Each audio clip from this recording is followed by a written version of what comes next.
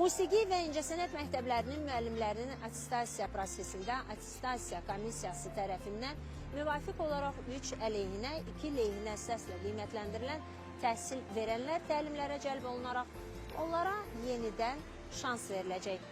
Belə ki, bu şəxslər müəllimlərin işə qəbulu üzrə test imtahanı üzrə və müsabiqədən keçərək uğurlu nəticələr əldə etməklə onlar yenidən məktəblərdə müəllim işləyə bilərlər. Bakı və Abşeron Xızı regionları üzrə musiqi və incəsənət məktəblərinin fortepiano və musiqi nəzəriyyəsi ixtisasları üzrə keçirilmiş attestasiya nəticələrinə əsasən 100-dən çox şəxs müvafiq ixtisaslar üzrə təlimlərə cəlb olunub. Təlimlər Mədəniyyət Nazirliyinin Mədəniyyət üzrə elmi metodiki və ixtisas artırma mərkəzi tərəfindən təşkil olunub. Attestasiyanın nəticələrinə müvafiq olaraq keçirilən təlim prosesi Vaqif Mustafazadə adına 2 nömrəli uşaq incəsənət, Rəşid Beyputov adına 2 nömrəli 11 illik və Əhməd Bakıxanov adına 6 nömrəli uşaq musiqi məktəblərində 2 ay müddətində həyata keçiriləcək.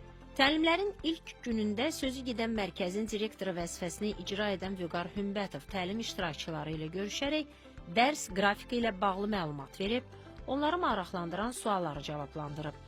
Sözü gedən təlimlərin əsas məqsədinin təhsil verənlərin nəzəri və praktiki biliklərinin artırılması, onların müasir tədris metodlarına yiyələnməsi, həmçinin peşəkar fəaliyyətlərində daha da səmərəli nəticələr əldə etmələrinə dəstək olduğunu vurğulayıb. Təlim proqramları attestasiya komissiyalarının müəyyən etdiyi təlim ehtiyaclarına əsaslanaraq tərtib edilib.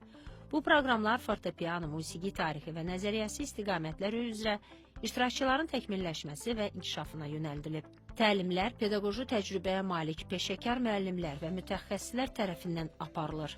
Qeyd edək ki, musiqi və incəsənət məktəblərinin müəllimlərinin attestasiya prosesində attestasiya komissiyası tərəfindən müvafiq olaraq 3 əleyhinə, 2 lehinə səslə qiymətləndirilən təhsil verənlər təlimlərə cəlb olunmaqla onlara yenidən şans yaradılacaq.